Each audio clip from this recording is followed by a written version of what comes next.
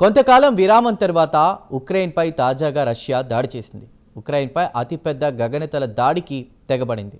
మొత్తం 537 డ్రోన్లు, క్షిపణులను ఈ దాడిలో రష్యా ప్రయోగించింది. అయితే వీటిలో అనేక డ్రోన్లను ఉక్రెయిన్ కూల్చివేసింది.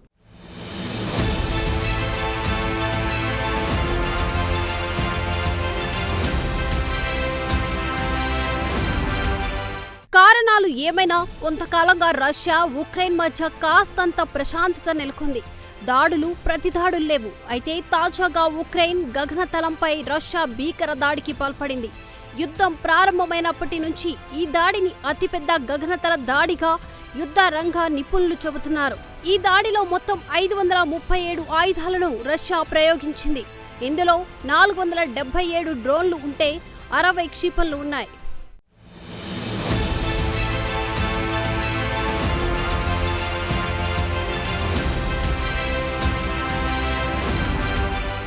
అయితే వీటిలో 249 ఆయుధాలను తాము కూల్చివేసినట్లు ఉక్రెయిన్ సైన్యానికి చెందిన ఉన్నతాధికారులు పేర్కొన్నారు.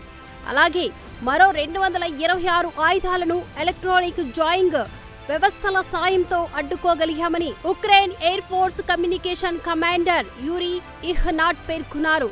ఉక్రెయిన్లోని అనేక ప్రాంతాలను లక్ష్యంగా చేసుకుని రష్యా దాడులకు తెగబడిందన్నారు యూరీ.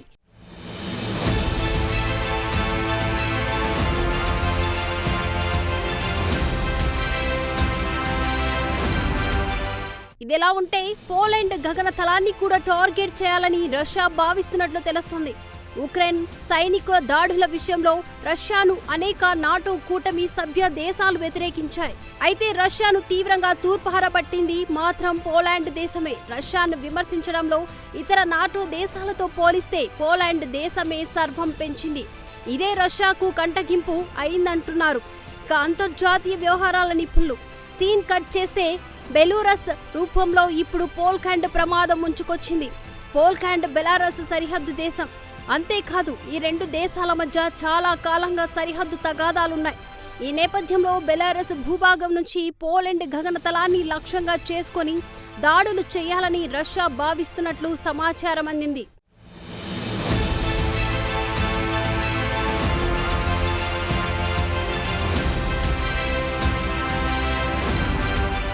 అయితే నిఘా వర్గాల ద్వారా రష్యా ఆలోచనను పోలాండ్ మిత్ర దేశాలు పసిగట్టాయి. దీంతో పోలాండ్కు మద్దతుగా నిలవాలని మిత్ర దేశాలు డిసైడ్ అయ్యాయి. అంతేకాదు ఏకంగా రంగంలోకి కూడా దిగాయి. పోలాండ్ గగనతలంపై ఏ క్షణం రష్యా డ్రోన్లు, క్షిపణులతో దాడులు చేసినా వాటిని ఎదుర్కోవడానికి మిత్ర దేశాలు సర్వసన్నద్ధంగా ఉన్నాయి.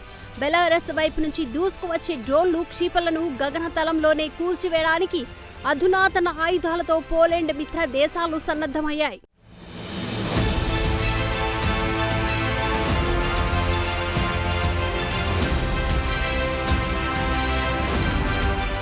అయితే ఉక్రెయిన్ తీర ప్రాంత నగరమైన ఒడెస్సాపై కూడా రష్యా సేనలు దాడులు చేశాయి. ఇందులో భాగంగా ఒక అపార్ట్మెంట్పై డ్రోన్ దాడి జరిగింది. ఈ దాడి ఫలితంగా భార్యాభర్తలు చనిపోయారు. అయితే మరో 20 మంది తీవ్రంగా గాయపడ్డారు.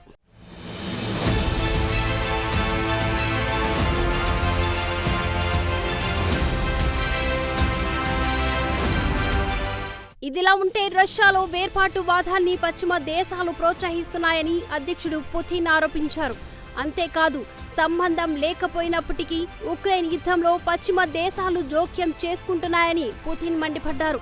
అంతేకాదు నాటో సైనిక కూటమిని విస్తరించేది లేదని, గతంలో పశ్చిమ దేశాలు ఇచ్చిన హామీని ఇప్పటికీ నిలబెట్టుకోలేదని పుతిన్ దుయ్యబట్టారు.